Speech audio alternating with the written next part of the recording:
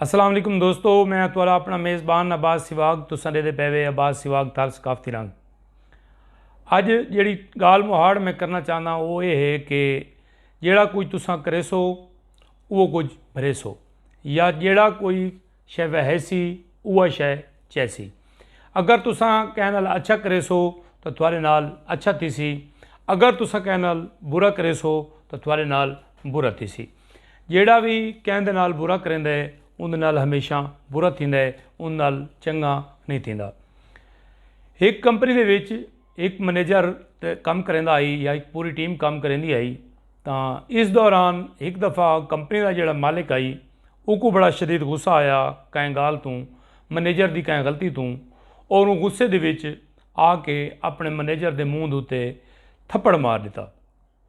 जिहड़े वेले मैनेजर को थप्पड़ लगा, मैनेजर उतों दौड़ा तो घर आया। क्योंकि मैनेजर आई, मुलाजिम आई, वो अपनी कंपनी के मालिक को तो कुछ ना आख सकता आई। वो आया घर तो ऊँ आके अपनी जाल दे उत्ते वो गुस्सा कढ़ा और वो आंदे आंदे वो थप्पड़ अपनी जाल को मारा। जिहड़े वेले जाल को थप्पड़ मारा तो जाल उंदी चूँकि वो थप्पड़ नहीं मार सकती, तो ऊँ वाला अपने छोटे पुत्र को थप्पड़ मारा। वो चूँकि माँ को तो नहीं मार सकता, ऊँ अपना जिहड़ा गुस्सा आई ऊँ अपने निक्के बिरा ते कढ़े, ऊँ को जोर दा थप्पड़ मारे। दोस्तों ये रोंदा होया पिटदा होया घर चो बाहर निकले, दरवाजे के बाहरों एक कुत्ता नजर आए, ई को जोर दा चाह के पत्थर मारे और कुत्ता चीखदा होया दौड़े और अगू एक बंदा वहदा पिया आई, कुत्ते ने बन के बंदे को कट गया। और जिहड़े वेले पता लगे तो वो कंपनी का वो मालिक आई जै बंदे ने अपने मैनेजर को थप मारी आई। दोस्तों ये मकाफात अमल है, तुसा जिमें करे सो उवें भुगते सो।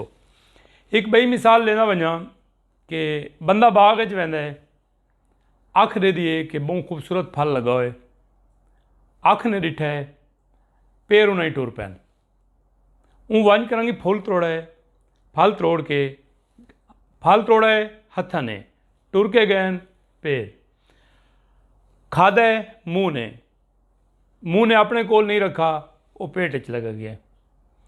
इतनी देर दे विच माली आ गई है। माली ने आके उको मारा है कण दे उत्ते।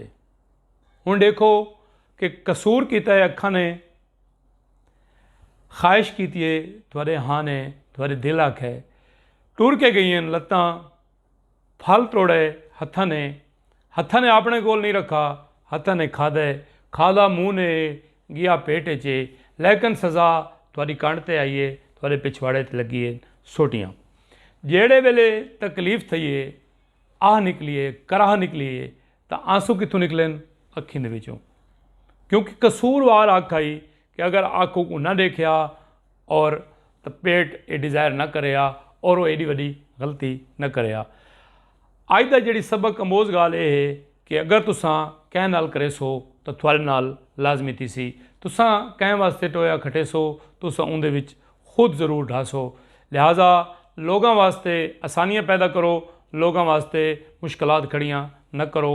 मैं उम्मीद करेना कि ये सबक अमोज कहानी तो ज़रूर पसंद आई हो सी। दोस्तों अस्सलाम वालेकुम वरहमतुल्लाहि व बरकातहू।